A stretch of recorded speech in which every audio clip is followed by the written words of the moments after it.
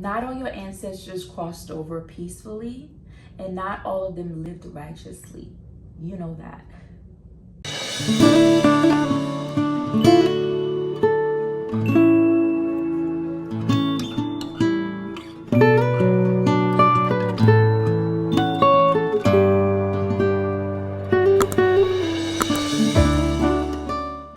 Some of them are stuck. Some of them went through a lot of trauma, either when they were alive or as they transitioned. Some of them are spiritually restless.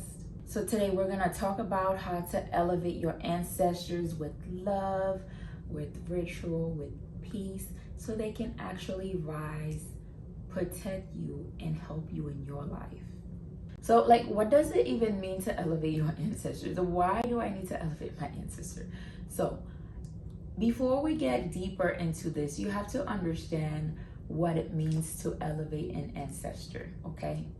So elevation is simply helping a spirit move from unrest, from pain, from confusion, from darkness to peace, to light, and to a state of clarity and just bliss. Many of our ancestors died under trauma, war, colonization, addiction, abuse, or sometimes just spiritual bondage. And those ancestors never really crossed, and a lot more too, but those type of ancestors never really transition to a peaceful place. And until they are elevated, they could cause chaos in your life. They can cause sickness, blockages, spiritual problems. They won't be able to guide you. They can create many blockages when it comes to receiving blessings for you. Okay, so elevating your ancestors is something that is very, very important. And anyone who's getting into spirituality, that is something that I always advise that they do if it's needed. And anyone you see who's in spirituality, at some point in their life, they've had to do that too. Elevating your ancestors is how you are going to start healing generational curses and restore power in your bloodline. We're going to discuss some signs that an ancestor might need elevation. The first thing that I always tell people is to do divination, because especially when you were doing a general, reading or an ancestral reading, you will often find that information out. Another sign that an ancestor or multiple ancestors might need elevation is constant family dysfunction or repeated cycles. If you experience any of that in your family, there is a high chance that an ancestor might need elevation, okay? I'm talking about cycles of abuse, cycle of poverty, cycles of sickness. It's very likely an ancestor needs elevation. If you go in front of your altar and you feel emotionally heavy, that's also another sign. If you have dreams where you're crying a lot, or you're always screaming, or an ancestor could be lost, that's a sign that one of them needs elevation as well. Every time you burn a candle for your ancestors, if it's always low or it's always flickering, that is a sign that one could be requesting something from you or need to be elevated, especially when the candle flame is low all the time. If you've tried maybe 2 weeks in a row and you notice that candle is always low, you've tried different candles, it is a sign that an ancestor needs to be elevated. Also, pay attention to any strange behaviors from your altar. If you just changed the water and all of a sudden it gets murky, that's also a sign. And when that happens, I will definitely tell you to do divination. If you feel drained, if you feel attacked, if you just feel like you have no energy after sitting with your ancestors or after performing certain rituals for yourself, that's another sign. Now, I took the time I've had a lot of clients come to me and they send me messages, DMs, and wanting to know how to elevate their ancestors, because this is something that I do talk about a lot. Because if you are manifesting with your ancestors and you notice nothing is moving for you, that is also another sign they need to be elevated. So I actually took the time to write a very simple, quick guide on how to perform an elevation ritual that we do in Espiritismo. You guys can follow that to elevate your ancestors. I kept it very simple, very to the point, because I know a lot of people don't want to read books that are full of pages. So I did my best to keep it very short, but still deliver the information that you guys need to perform that ritual. And guess what? It is free. I did not charge for it. So it's free on my website, and I'm probably going to keep it there for a long time. So just go download it, sit there, read it. I think it's like 3 to 5 pages, probably less. I don't remember, because it was a while back when I did that.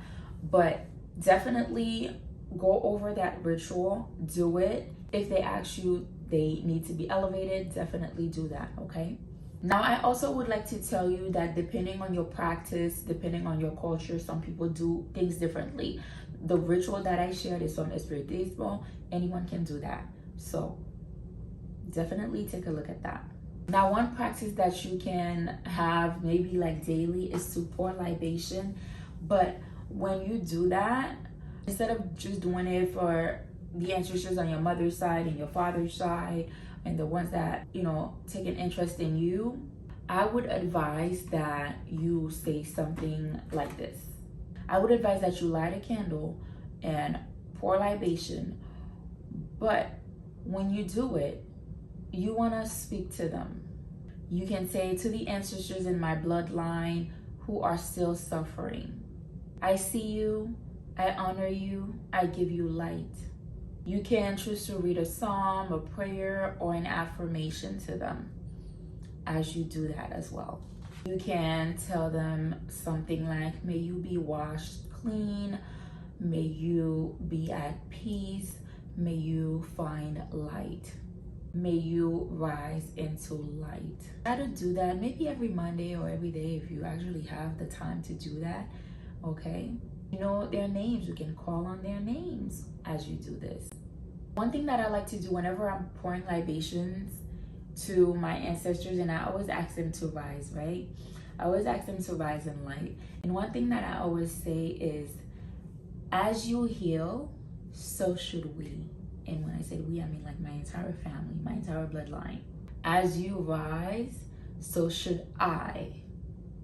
Whenever you're pouring libations, you could always do something like that. Some signs that, now I've gone over signs that your ancestor might need to be elevated. Let's go over some signs that your ancestors don't need to be elevated.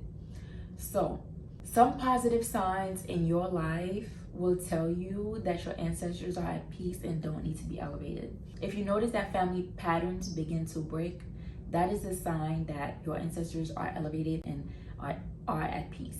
If you notice that your protection increases, you know someone is actually attacking you, but it's not affecting you, that is a sign that they are elevated and protecting you. They're strong enough to protect you now. If you feel lighter as far as energy and you feel more spiritually supported, that is also a sign that they are elevated. If they start to show up in your life in a more loving and peaceful way, that is also a sign that they are elevated. When your ancestors are elevated, you will notice that things just start to flow. And that's a sign that they're clearing your path. They are making ways for you. Okay? So if you notice that, and your life doesn't have to be perfect, but if you notice that any ideas, any things that you're trying to do in life, it just flow easily, yeah, them homies, they're elevated, all right? Now, there's some things that I want you to be aware of. Like I said earlier, always do divination. Always do divination. I'm gonna post my link if you guys are interested in doing a reading, but always do divination. Why? Not all ancestors need to be elevated. So you always do things with permission, or if they ask you for it. If they ask you to be elevated, yes, but don't force to elevate them, okay? Only when they ask. So you always, if you're not gonna do a reading, then I would definitely suggest that you do things with permission and with prayer. Always use protection when you are working with them, because again, not all ancestors are good ancestors. Florida water, sea salt, prayers from the Bible, like Psalm 91, use those things. If you don't have an elder to guide you, if you're not doing divination, if you just randomly wake up and say, you know what, I'm gonna do this, you might just end up contacting or elevating a dangerous, or someone that doesn't need to be elevated. Because you can definitely end up elevating a bad spirit, okay? You can definitely open the door for a bad spirit to get into, to come into your life. So always seek the guidance of an elder. Do divination so that you know what you're doing. If you are elevating your ancestor and you feel drained, just stop what you're doing. Go cleanse yourself before you go back to your ritual. Have a moment of peace. Go outside and ground yourself before you go back to that. Now remember, we heal backwards in order to move forward. So when you elevate your ancestors, you're elevating you, all right? And also remember, if working with your ancestors is not a part of your practice, you do not need to go and do this. But if you are a spiritual person and you work with these type of energies, you should definitely look and see if your ancestor needs to be elevated.